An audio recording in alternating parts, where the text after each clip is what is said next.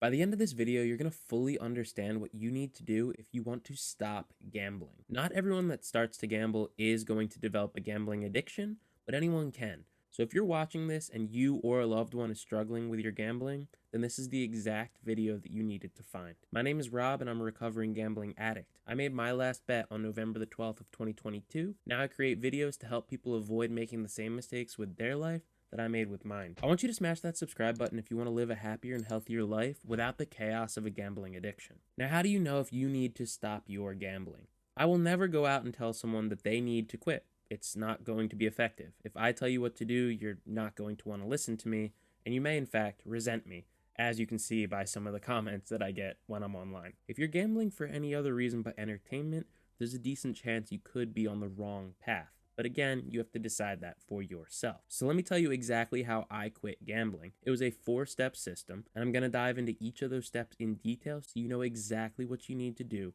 to get yourself on that better path. The very first thing that I realized that I needed to do was find alternatives for my time. When I was gambling, I was spending between 6 to 8 hours every single day placing bets. When you do the math, that's actually about 2 years worth of 24-hour days, and the rest of my time was spent thinking of how to get more money, to bet more, or how to cover debts when I had lost. So gambling was all consuming for me. It was something that was constantly on my mind. If you are spending that amount of time placing bets, you need to be prepared to spend at least that amount of time doing something else. And people always say, okay, but nothing else feels as exciting as gambling. Nothing else matters to me as much as placing the bet. And I get it. When we get addicted to gambling, our brains become adapted to crave our pleasure from that source. Everything else seems suboptimal, like something we don't really want to do. But I will tell you that within about 3 months on average, your neural pathways begin to reset themselves and your brain has what's called neuroplasticity, where you will start to experience pleasure from smaller things again, the way that you used to maybe before you started gambling. But okay, if you're gambling for 8 hours a day when you're active in your addiction, you need to find 8 hours of things to do. What have I done? I've been really active here on social media. So I've spent a lot of time creating content. That doesn't mean that you have to go down that path, but it's taking up the majority of my day. And the way that I landed on doing this was because I found something that I cared about. And it was a nice intersection of a passion and a skill. I'm a yapper. That's what I do. I talk a lot. By making these videos, I get to yap many times a week to you guys. So thank you for putting up with me about that. But in reality, I really wanted to help people that were going through the same situation as me. That's where the meaning came from. So I found something I was good at, talking, presenting, and I merged it with something I was passionate about, creating content for those who are going through the same struggles that I did. And that doesn't mean that you have to turn around and put your story on the internet and share everything with a bunch of strangers, but it means to think back to things you used to enjoy doing before you started gambling. Then you can kind of start to think, okay, before I started gambling, I loved to do volunteer work. Nothing stopped me from getting back into that. I know that when I was gambling, I didn't care about anyone but myself, but helping other people really does make me happy. It gives me meaning. Not to sound like a cornball or whatever, but it's something to do with my day that makes me satisfied, makes me feel like I accomplished something good. Find that for yourself. Whatever it is for you, be patient with it because it's not going to feel great right at the start. But as time goes on and your brain gets that neuroplasticity and resets itself, you will start to find pleasure in those things. Take it one day at a time. The second thing that I needed to focus on and was vitally important in my recovery was limiting my access to the money that would tempt me to gamble. I was an online gambler. Most of my gambling was on sports bets, and it was the apps that you see on the phone. So I knew that if I had access to my bank account, when a temptation would arise, I would pretty much cave in every single time. I mean, thinking back, I tried to quit gambling hundreds of times, but it was never effective until I employed these 4 steps. So what I did was I had my family manage my bank account at first. I only got a cash stipend to spend on weekly expenses, whether it be food, groceries, and then we would take care of expenses like rent. But it was all my money. I was working to fill that account. I just didn't have access to use it. And for me, that was a huge ego hit.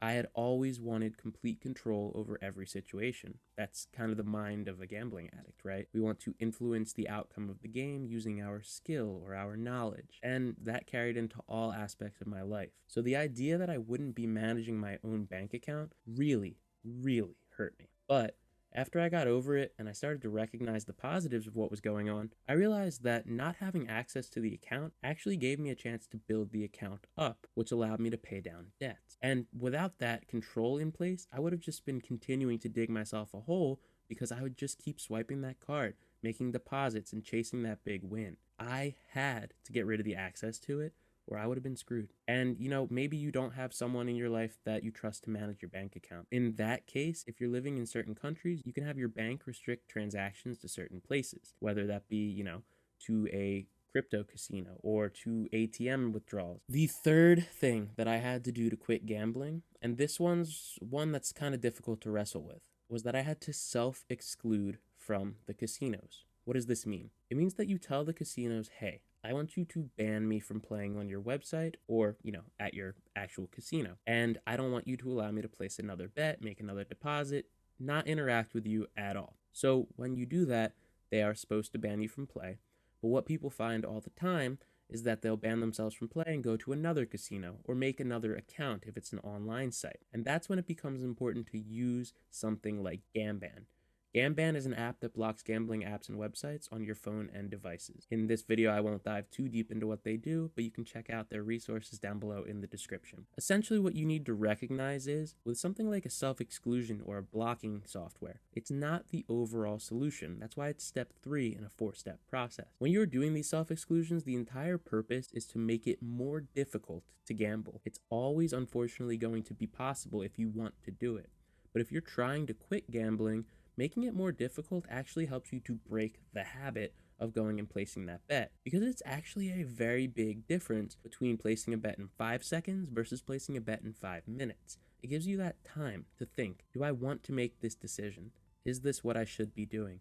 Is this going to yield any positives in my life, or is it always going to end up the same way that it usually does? So it's really important to think about the decision, and that's what self-exclusion buys you. You're buying yourself time. That's why my name is Rob One Day at a Time. This entire recovery process hinges on the idea that over time your brain will heal itself and you will begin to enjoy your life again. The cravings will subside and you'll start to have gambling leave you alone. But it's really intense at first, and that's why a lot of people can't figure out how to get themselves clean. It's because they're not being patient enough. And believe me, I'm not a very patient person. I'm a gambling addict in recovery, right? Patience is something that I really struggle with. So that's why the first 90 days are so difficult. But with something like self-exclusion and the other steps that we've mentioned so far, you're buying yourself a chance at happiness, a chance to breathe, to think. Do I want to make the decision that I'm about to make? You should ask yourself, is what I'm about to do right now truly what I want to do? And what will happen afterwards?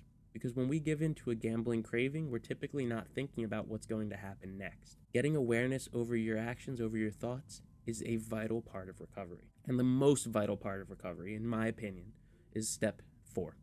Step 4 is finding a support group meeting near you. I absolutely had to have some kind of community to fall back on and keep me accountable. When I was going through this problem, I thought that I was the only one in the world with a gambling addiction. All my friends and family, they could gamble normally. And when I would go and place bets, I would always end up going broke, spending all of my time there, and chasing after the big win that I was never actually satisfied enough when I got. And that didn't feel normal, which of course it shouldn't.